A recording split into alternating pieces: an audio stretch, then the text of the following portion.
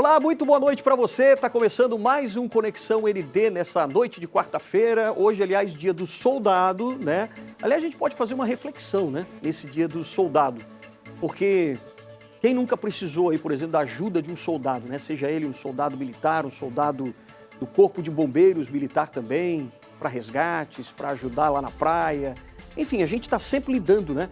Com a segurança desses homens que são formados, trabalham pela sociedade. Então é muito importante a gente começar a refletir um pouquinho sobre o soldado nesse dia do soldado, que é comemorado nesse dia 25 de agosto, principalmente por causa, em homenagem, né, ao nascimento do Marechal Duque de Caxias, lá em 1803. E hoje, então, a gente comemora essa função tão importante para a nossa sociedade. Então a gente vai falar sobre os soldados, cabos, sargentos, também os subtenentes da Polícia Militar, do Corpo de Bombeiros de Santa Catarina, os nossos praças, né? Hoje, claro, representados aqui pelo presidente da associação, João Carlos Pavlik, que já está aqui com a gente. Muito boa noite, João Carlos, tudo bem? Tudo bem, bom dia, boa noite, Mendonça. Boa noite, certo? Eu que agradeço, né, esse espaço para a gente contar um pouco sobre a questão, né, da nossa missão, a missão do dia a dia da Polícia Militar, né, que é a reserva do Exército, que tem nos seus quadros aí o soldado, que é a base de tudo, né? É verdade. Aliás, eu ia lhe perguntar já justamente isso. Qual é a grande função do soldado? Porque muita gente, a gente vê, né, como é que eles trabalham e tal, mas qual é a grande função realmente do soldado? Então, o soldado é a base de toda a nossa hierarquia da Polícia Militar ou das Forças Armadas. É ele que está na ponta da linha, é ele que combate o crime, é ele que sai de casa e não sabe se vai voltar. É ele que enfrenta uma guerra todos os dias, coloca a sua vida em risco para nós termos um Estado democrático de direito, para você, cidadão que está nos ouvindo, né, ter o seu sono tranquilo. Por isso é tão importante, né, essa data, 25, que também é o dia da nossa APRASC, que foi criada, né, há 20 anos atrás. Então, o senhor, por exemplo, está na APRASC já como presidente há quanto tempo? Eu estou na APRASC há 3 anos, vai dar agora em novembro, que é aniversário da APRASC, inclusive. De 20 anos, né? 20 anos, né, a APRASC já está maior de idade, né? Claro. De 18 para 20. E nós estamos aí com a nossa administração há 3 anos contribuindo para o crescimento da APRASC. Agora, qual foi a grande contribuição que o senhor está dando nesses 3 anos, hein? A gente abriu vários caminhos para a APRASC, introjetamos, né, as nossas ações em cima do serviço FIM, que também é o que a gente presta para a sociedade. Galgamos várias, vamos dizer assim, objetivos que já estavam há tempos fechados, como a gente participa como conselho da Secretaria de Segurança Pública, estamos também dentro da CPP, estamos no SC Saúde, a gente está como conselheiro, estamos também no plano de carreira da Polícia Militar, estamos lá na comissão que vai trocar lá a prisão que tinha para policiais e militares, que a gente é reserva do Exército, agora por um código de ética. Estamos trabalhando também no código de ética, que vai melhorar, né, a questão do policial e do bombeiro militar. Certo. Estamos em todas as áreas, dentro da LESC também, com uma plataforma parlamentar atuante. Fizemos vários, por exemplo, trocamos a escala, entregamos uma escala mais digna, em conjunto com o bombeiro militar, com os bombeiros, que a escala era 24 por 48, agora é 24 por 72, traz mais segurança para quem ele atende, né, e é mais humana a escala. Enfim, a APRASC, ela luta também pela reposição salarial, por tudo, né, pelas policiais femininas, pelas bombeiras, né, trabalhando e atuando em todos os setores, se há IPI ou não há IPI, se o serviço está sendo prestado a contento, se falta investimento na área de segurança pública. E a gente flexibiliza com comandos, né, com o comando geral, tanto da Polícia Militar quanto do Bombeiro, para melhor atender os nossos praças lá na ponta. Certo. Agora, antes de a gente entrar em alguns outros assuntos da APRASC, queria voltar um pouquinho na sua carreira, por exemplo, até o senhor chegar, né, a subtenente, chegar agora a presidente também da APRASC. Na verdade, por que você escolheu essa profissão, hein? Queria entender um pouquinho. Então, eu sempre queria servir o Exército. Eu era de Anitápolis, né, uma cidade pequena aqui, na região até da Grande Florianópolis, mas fica mais para o sul. E eu sempre queria servir o Exército. E também queria ser professor de educação física. Então, eu consegui as duas coisas. Vim fazer aqui a Universidade Federal, e fiz também um curso de soldado, porque é muito ligado à atividade física. A história da atividade física se confunde com a história do militarismo, né?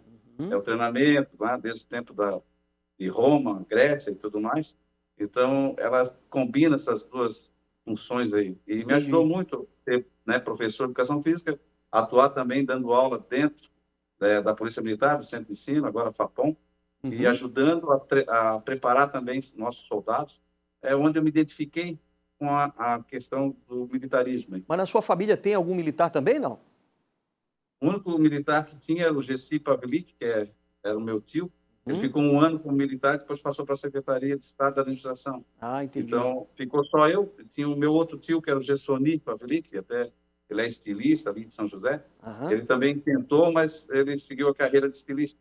O único militar assim, daqui, né, da família nossa é lá da polonesa, né? Sou eu mesmo. Eu acho que eu sou o único, mas estou abrindo caminho aí para outros. Já tenho sobrinho fazendo colégio militar. Meus filhos também estudam direito para tentar entrar na Polícia Militar. Enfim, vai abrindo um leque, né? Certo. Para a família na verdade, agora. Parece que tem que ter, a gente sempre ouve que tem que ter talento para determinadas funções, né? Assim como para soldado, para militares e tal. Parece que a pessoa tem que ter já uma... Você tinha, por exemplo, alguma pessoa que você admirava nessa área? Alguém, até alguma celebridade, alguém que teve já tido um nome, né, nessa área? Então, a gente sempre viu, né, que a questão do próprio Duque de Caxias aí, a gente viu como é que era a ascensão dele, a história de como o Brasil passou para a questão da República, né? Sim. E como é que aconteceu a transição, aquelas guerras, isso tudo é uma coisa que a gente tem de criança e, como você falou, vai tendo uma vocação para a questão, né, de servir a comunidade, né? É como o enfermeiro, como o médico, como o professor, eles têm uma tendência, e o militar também tem essa tendência de servir, né, ao país, ao Brasil, à comunidade. Isso vem de dentro, realmente tem que ter um pouco de vocação, não é só pelo salário, né? A pessoa tem que gostar de proteger outras pessoas, e não só a si mesmo, né? Contribuir para que ela possa fazer um trabalho que ela é tão prazeroso que isso não é trabalho. Acaba não sendo trabalho. Isso, porque é uma coisa que a gente faz com prazer, né? Sim. Trabalhar na área de segurança pública sempre é um prazer para mim, tanto é que eu voltei, depois da reserva, a atuar, né? Porque eu saí da polícia, mas a polícia não saiu de mim. Eu vi que eu tinha mais a contribuir para os nossos policiais, bombeiros, com uma escala, lutar pelos direitos deles, né? Sim. Agora, assim, ó, você, por exemplo, dentro de toda a sua carreira, já há quantos anos, mais ou menos, como militar e até como militar da reserva? Quanto tempo faz que você entrou já? Então, eu fiquei 30 anos na Polícia Militar e estou há 10 anos já na reserva. Ah, entendi. Então, tem 40 anos dedicado a esse trabalho, né? O trabalho da segurança pública. E dentro desses 40 anos, por exemplo, João, conta pra gente um pouquinho de alguma missão que realmente fez toda a diferença na sua vida, ou que foi realmente um marco na tua carreira, alguma missão realmente importante que você teve que cumprir. Então, eu tive missões que eu tive que cumprir e também contribuir com a Polícia Militar, como, por exemplo, a tonfa, que o policial hoje usa, que é o cacetete, que a gente chama de o PR-24, é o perseguidor 24 polegadas, que hoje o policial... foi uma contribuição que eu fiz, trazendo para a Polícia Militar. Né? Lá em 86, a gente introduziu os trabalhos, o projeto piloto da questão da tonfa para a defesa do policial, porque naquele tempo nós não tínhamos taser, que é a arma de choque, nós não tínhamos gás de pimenta e sequer balas de borracha, de elastômetro. Então, a gente ia atender uma ocorrência, o cara armado com uma foice, com um facão, só tinha duas formas, ou fugir ou atirar nele para matar, né? Então, a gente desenvolveu a tonfa, que ela protege o policial, e ele não precisaria zerar o cidadão ali, porque ele viria para cima da polícia e teria como uma forma, né, de conseguir neutralizá-lo sem atirar com arma de fogo. Isso foi uma coisa que marcou a minha vida, né? A questão... Depois eu fui dar aula também de defesa pessoal, justamente com essa tonfa, né? Ela é mais defensiva do que agressiva. Dá para então fazer a tonfa é um cacetete, é uma forma de cacetete, é isso? Isso, só que tem do lado, tem um T, tem um lateral, Sim, que protege que todo o fica braço. do lado. Então, a Entendi. mão não fica exposta e ela tem mais defesa do que ataque. Mas Olha ela só. pode ser usada para mobilizar o agressor, Uhum. causando menos danos para ele e tudo mais. E foi você que A desenvolveu outra isso. coisa, isso, outra coisa que marcou, porque daí eu fiz educação física, eu Uhum. trouxe essa arte marcial também para dentro da corporação e, enfim, a gente sempre trabalhou nessa questão Uhum. de Para cada vez mais quer pagar melhorar o aqui alguém serviço, né? melhorar o serviço. Outra coisa era o TAF, né, que eu trouxe da Universidade Federal, mudanças no TAF, que é o teste de aptidão física da PM, e quando eu estava no centro de ensino, a gente mudou algumas regras ali positivamente. E uma ocorrência que me marcou foi quando eu fui promovido por bravura, eu saltei de um carro em movimento em cima de uma charrete, salvando lá um casal de idosos de uma criança, pequena Fabrício, de 1 ano. Isso foi lá em 2006, e quando eu Olha. fui promovido por bravura, isso marcou a minha vida também, positivamente. Tá, Por mas o isso que hoje estava nós acontecendo? temos... Conta pra gente direito essa situação aí. Você se jogou da sua viatura numa charrete? Como é que foi?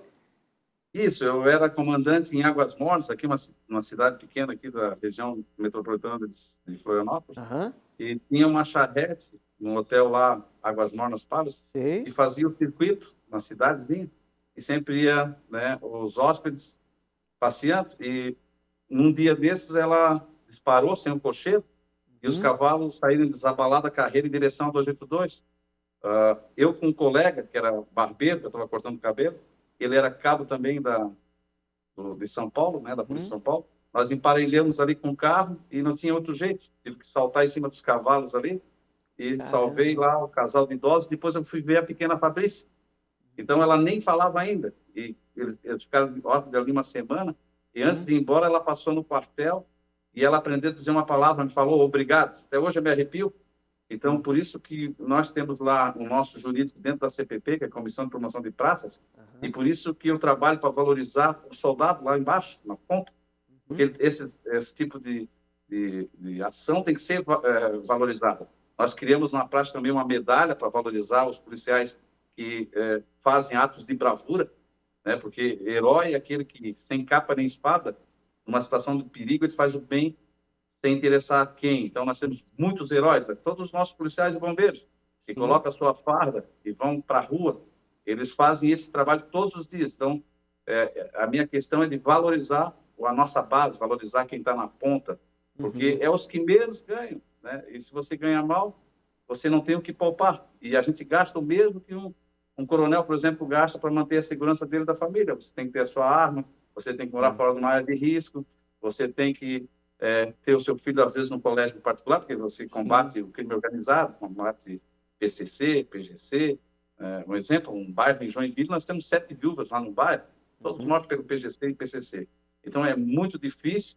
Então, essa valorização, a prática trabalha de dentro para fora. O policial tem que se valorizar para ser valorizado. Tem que valorizar o seu colega, tem que valorizar as ocorrências, tem que valorizar aquele cidadão que a gente presta serviço, que paga realmente pela segurança pública. E cobrar, né, dos governos, dos prefeitos, o artigo 144 da Constituição, que ela é bem clara. Segurança pública é dever do Estado, mas direito e responsabilidade de todos nós. Minha, sua, né, de todo mundo. Então, se a gente tiver esse pensamento e a gente tiver a ideia que a segurança pública ela é a esteira de todas as... Não existe desenvolvimento econômico, nem social, nem financeiro, sem segurança pública. Aliás, João, a gente está vendo já há bastante tempo, não só os índices nacionais, mas principalmente aqui em Santa Catarina, os índices de criminalidade cada vez mais baixos, né? Quer dizer, dizem até que Santa Catarina é um dos estados mais seguros do Brasil. E como é que você vê o estado nesse ranking, né, de segurança, numa posição privilegiada, e em relação ao reconhecimento que o policial tem? Como é que você diria? Então, eu agora estou também na FENEP, que é a Federação Nacional de Entidades Militares de Praças Estaduais, nós temos aí 11 estados, e justamente a gente vê que Santa Catarina é um ícone, ela é o basilador de todo o Brasil na área de segurança pública.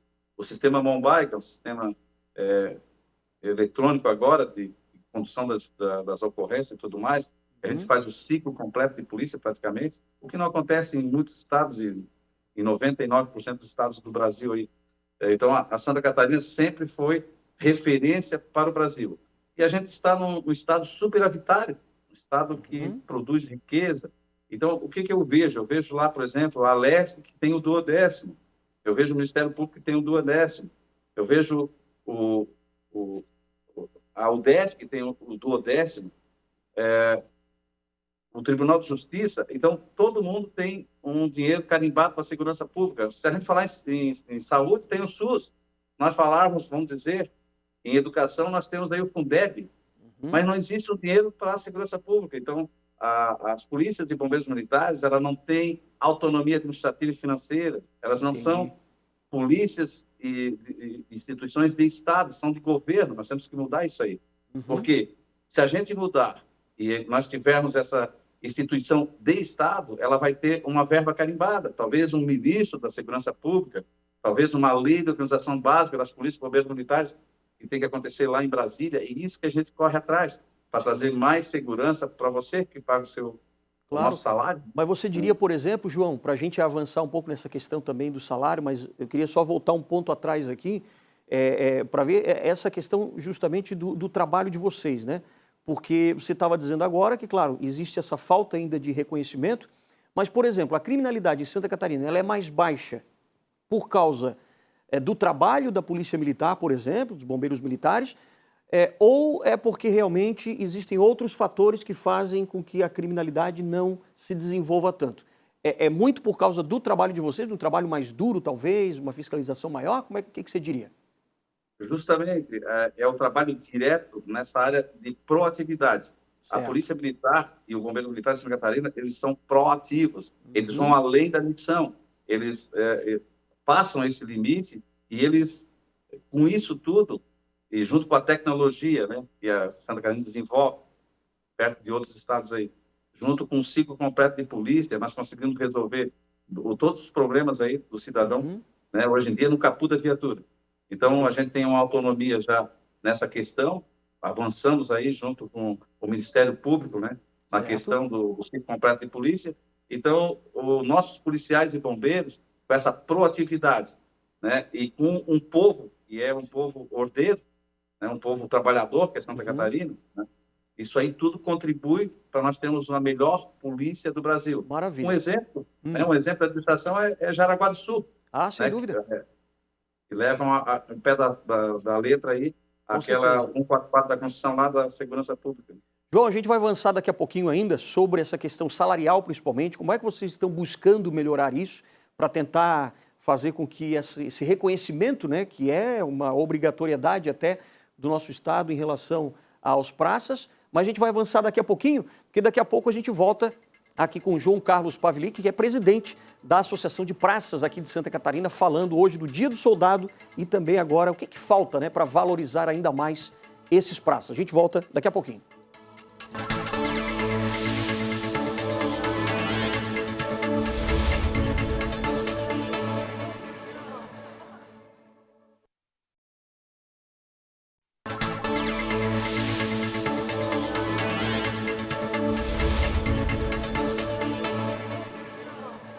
Nosso Conexão ND desta quarta-feira hoje falando do Dia do Soldado, nesse dia 25 de agosto, né, em homenagem ao Marechal Duque de Caxias.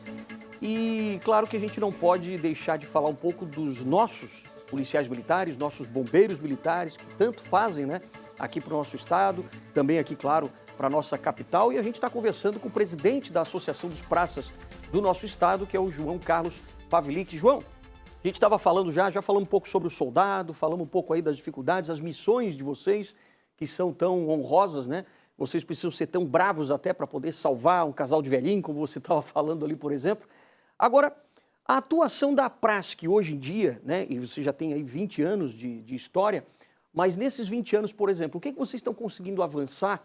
E nesses últimos, em que você está à frente aí da presidência, nesses últimos 3 anos, dá para dizer que hoje o policial militar, o bombeiro militar, é mais valorizado ou ainda falta mais ainda para vocês alcançarem? Então, a valorização ela é conquistada dia a dia. Se conquista uma valorização quando não se perde também direitos. E temos que estar vigilantes a tudo isso aí. Estamos trabalhando realmente na questão salarial. O governo acenou com um percentual, mas ele deixou acumular, né? São vários governos que deixam de pagar, né? Vamos dizer assim, as inflações do ano, e daí vai acumulando, e a gente chegou aí a quase 50%, o governo acertou aí com 21, 22, mas ainda deve para essa classe, né, muito percentual, haja vista que desde 2013 a segurança pública passou a receber através de subsídio, que é a concentração de todos os ganhos, não tem mais penduricário, isso e aquilo. Todavia, o subsídio sem reposição das perdas inflacionárias vai perdendo o teu salário paulatinamente. Então, estamos atentos, brigando dia a dia pela reposição das perdas inflacionárias, para termos também, né, um salário base importante para a segurança pública, que está preconizado, inclusive, na lei 254/27, Claro. que diz que o menor salário não pode ser, o maior não pode ser 4 vezes o menor, ou seja, Sim. hoje, com essa projeção, um soldado teria que estar ganhando R$8.000 para o governo estar, vamos dizer assim, trabalhando dentro da segurança pública. Então, falta aí praticamente R$1.000 para o soldado, que é o base, para que depois até chegar a subtenentes, e quiçá agora, que estamos trabalhando aí o plano de carreira, que o plano de carreira se estenda até capitão. A gente fez uma pesquisa dos 295 municípios do estado. 230 são comandados por praças. Só que eles não são valorizados. Nós temos que valorizar esse homem lá no município, porque lá no município acontece o crime. Sim, e você acha também, por exemplo, que essa reposição inflacionária, no caso, a gente está vendo a inflação subindo e o salário, o reconhecimento de vocês não está acompanhando essa reposição, é isso? Com certeza. É só pegar lá o nosso salário de 2013, colocar aí 45% a 50% de inflação acumulada, que a gente vai ver que o governo só deu a metade, só deu 21%, falta ainda 25%. E ele tem que valorizar o policial na ponta, ele tem que investir em segurança pública. Não é só viaturas, Renegade, fuzil, porque o fuzil não atira sozinho, tem que ter alguém que use aquilo ali. Sim. A viatura não anda sozinha. Então, chegou a hora do governo agora investir naquele cara que está por baixo da farda. Porque atrás da farda de todo policial e todo bombeiro tem um pai de família. Existe agora também... compromisso final do mês, né? Sim, existe agora, por exemplo, um plano de lei complementar, né, do governo do estado que prevê aí um reajuste. Mas vocês concordam com esse reajuste que está tendo? Como é que está sendo feita essa negociação?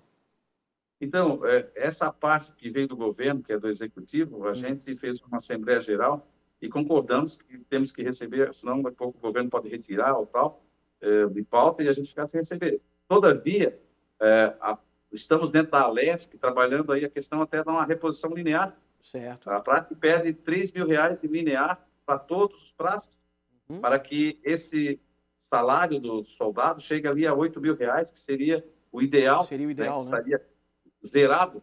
E aí a gente cuidaria para cada ano, cada governo que estiver à frente aí Por isso que temos que ter uma polícia, um bombeiro de estado e não de governo, porque ele tem que colocar em dia, né? Sim.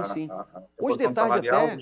Sim. Hoje de tarde até, eu queria chamar a atenção do público também, que a gente esteve lá na Assembleia Legislativa e nós conversamos até com o deputado Gessé Lopes, em que ele protocolou já na Comissão de Finanças, né, da Assembleia justamente uma proposta para tentar minimizar a perda de vocês e também uma eventual perda até de coronéis, etc. Vamos ouvir então o que disse o deputado Gessé Lopes justamente sobre essa questão do reconhecimento dos praças. Vamos ver.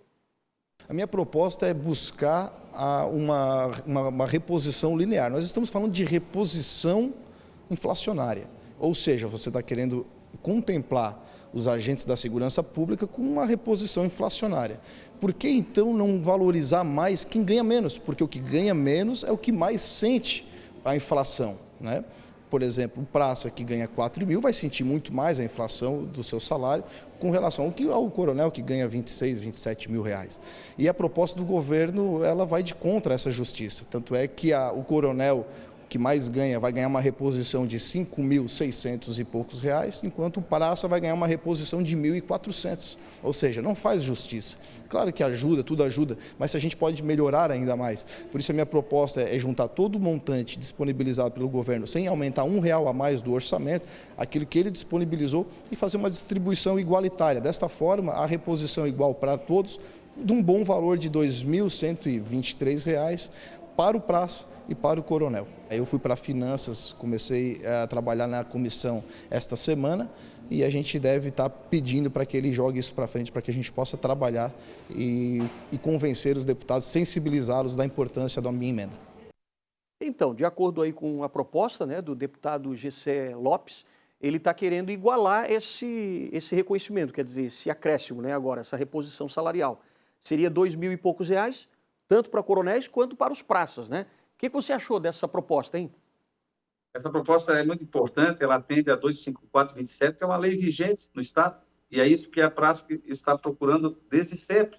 Né? Já teve uma greve lá em 2008, justamente por causa dessa questão da 254/27, é uma lei ativa, e ela tem que ser levada em conta. E se o governo realmente quer investir mais na segurança pública, que ele coloque mais dinheiro na segurança pública, que ele invista em segurança pública agora, nesse momento, para valorizar esses profissionais. Esses profissionais que saem de casa e não sabem se vão voltar. Eu acho que todo mundo tem que cortar na carne no momento desse e ter uma reposição que seja digna, que chegue perto da 254/27 e atenda, né, os anseios de toda a corporação como um todo. É hora de cortar, porque quem ganha mais, poupa mais e tende a ter uma gordura. Quem ganha menos, não tem o que poupar, ele gasta tudo com o básico. O que é o básico? Saúde, educação, a família, morar fora de área de risco. O nosso policial não pode morar em qualquer bairro. Área quente, ele não pode morar, uma área de risco. Ele vai colocar em risco a família dele. Então, ele tem que ganhar um básico para poder se manter. É isso que a praça está procurando, né, ter essa sensibilidade de toda uma corporação e um plano de carreira decente. Estaremos com a segurança pública muito melhor, né? A gente sabe que dos índices de suicídio que existem na Polícia Militar, nós perdemos mais policiais para o suicídio do que para o combate à criminalidade. É mesmo? Então está na hora de ter um salário digno, ter um salário básico, né? E com um percentual que Santa Catarina, que é um estado superavitário, possa pagar bem para o policial. Isso aí é investir em segurança pública. Você tem notícia, por exemplo, de alguns colegas que acabaram tirando a própria vida? Eu, na minha carreira, eu perdi 32 colegas. 32? Enquanto eu estou aqui na praça, 3 anos, já foi 17 colegas. Né? Então, é muito difícil a gente ter que ir lá, né, junto à família, saber que ele não conseguiu atravessar a pressão toda, porque o policial, como ele é super proativo, ele cuida do problema de toda a cidade. Chega sexta-feira, todo mundo vaza e só fica lá o policial militar, né, fazendo...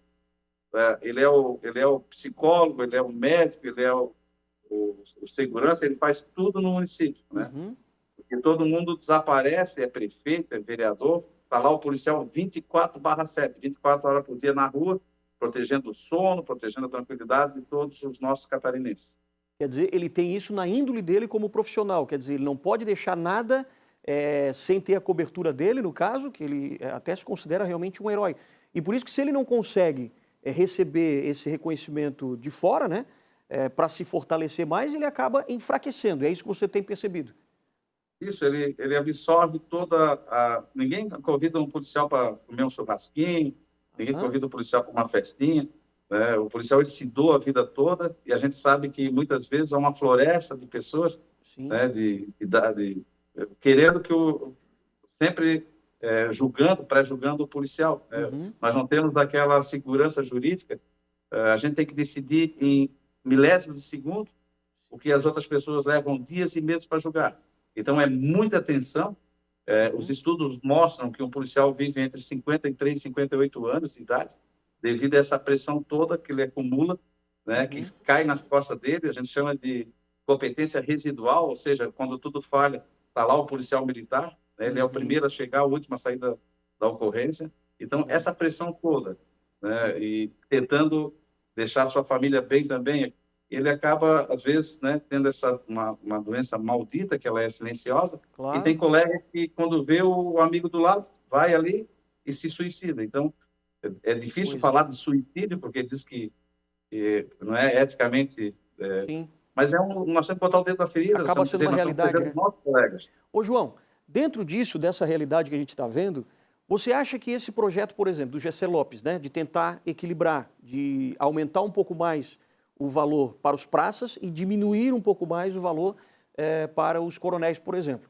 Você acha que tem força na Câmara de Deputados para poder pressionar, por exemplo, o governador do estado a tentar realmente aprovar isso?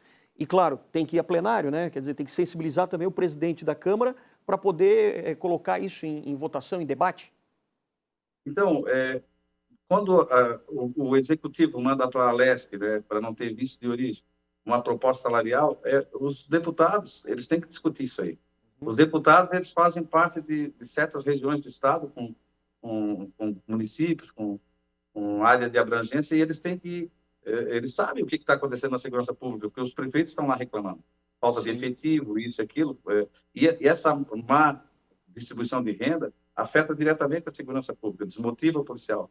Policial desmotivado, segurança pública em risco. Nós temos que motivá-los e, paulatinamente, dar um salário base desse aí, para depois realmente dar daí sim, não seria uma reposição, seria um aumento salarial que, vamos dizer assim, fizesse as diferenças. Mas, nesse momento agora, o pessoal que está passando pela crise da pandemia e ganhando mal, é uma hora de cortar na carne, é hora também dos deputados se sensibilizarem. Tivemos lá a reunião com o Marcos Vieira e ele disse, não, tem que ser discutido sim. Aqui não é cartório, aqui nós temos que pegar uma lei e discuti-la da melhor maneira possível para atingir o maior número de pessoas. Né? Então, a base tem que ser atingida, porque isso aí vai impactar diretamente, né, no serviço operacional dos nossos policiais. É importante isso aí. Claro. Nós temos que fazer que esse dinheiro, esse montante, ele atinja o maior número de funcionários da segurança pública possível. Não só da prática, né, mas também da Polícia Civil, do IGP, e agora está chegando o DEAPS. Então, esse salário base vai impactar praticamente toda a segurança pública. E vai, indiretamente, impactar você que está pagando o seu imposto e quer a segurança pública da melhor qualidade. Sem dúvida, no seu bairro, né, na sua cidade. Agora, João, você agora percebendo isso, né, que deve ir, pelo menos o presidente da Câmara aí já sinalizou, né, não, precisamos discutir isso. Vocês vão pressionar mais, quer dizer, quais são os próximos passos que vocês da praça que vão dar no sentido de realmente conseguir esse reconhecimento e tentar pelo menos resolver aí um pouco do problema salarial? Então, nós estamos com os nossos diretores percorrendo deputado por deputado, porque quem não conhece não pode defender. Nós estamos passando o que é, né? Qual é o impacto que vai dar? Quem vai ganhar com isso tudo? Vai ganhar é o cidadão, porque ele vai ter um policial e um bombeiro mais atuantes, né? Mais proativo, porque ele sabe que ele vai receber um mérito pelo trabalho que ele está fazendo. E Santa Catarina é superavitária, pode pagar, sim, um salário, já que nós somos o número 1 na segurança pública do país, porque nós não somos também o número 1, né, na valorização profissional dos nossos policiais militares e bombeiros militares, porque nós não pagamos bem para a nossa base, para termos um serviço de qualidade de volta. Equipamento já zerou, o governador mandou Jeep Renegade para todo lugar, fuzil, armamento vai vir agora, as pistolas abertas, agora tem que investir na pessoa que está dentro dessa farda, o cidadão de bem, aquele que leva o piano da segurança pública nas costas, né? Claro, quem vai operar, dirigir o carro e operar as armas, né? Então quer dizer que em questão de viaturas, armamento, a Polícia Militar, os bombeiros também estão bem. Estão todos bem, o governo está investindo maciçamente nisso aí, mas ele tem que investir também no ser humano, na pessoa. Claro. Tem que ser atrativa a profissão. A gente não pode perder os nossos policiais para a iniciativa privada. Sim. Às vezes ele tem um sonho, mas ele não consegue manter a família, ele sai da polícia. E são os bons que saem, os melhores vão embora. E a gente vai ficando cada vez com mais gente decepcionada internamente. E isso aí reflete no serviço do dia a dia. Nós temos que valorizar de dentro para fora os nossos policiais e bombeiros militares, dando um salário base digno, um salário base atraente para que ele... é muita prova, praticamente 20 mil pessoas querendo fazer o curso de soldado, de sargento, de cabo. Tem que manter atrativo para a gente ter um bom volume de policiais entrando na corporação e impactando a corporação. As instituições têm que crescer junto com a sociedade, né? O número de habitantes dobrou, mas os policiais são menos do que na década de 80. Nós temos que ter essa projeção também, né, conforme a ONU, conforme o número de policiais por habitante, o governo tem que investir maciçamente em segurança pública. Tá certo. João Carlos Pavilic, que é presidente da Prasc, Associação de Praças aqui de Santa Catarina, agradeço muito, né, o apelo que ele faz aqui justamente para essa valorização. Muito boa noite para você, João Carlos, muito obrigado e até a próxima, se Deus quiser. Obrigadão, boa noite. Eu que agradeço, né, agradeço a todos aí, e em nome dos 17 mil associados agora, que a Prasc começou com 11 mil comigo, estamos chegando a 17 mil. Quero agradecer esse espaço, né, para nossa voz, a voz do Praça, a voz dos porões dos quartéis chegar em todo o estado de Santa Catarina, através dessa importante meio de comunicação, que é a NDTV, né? Maravilha. Obrigado, então. Obrigado, João Carlos. Ótima noite para você de casa também. A gente se vê quarta-feira que vem. Até mais.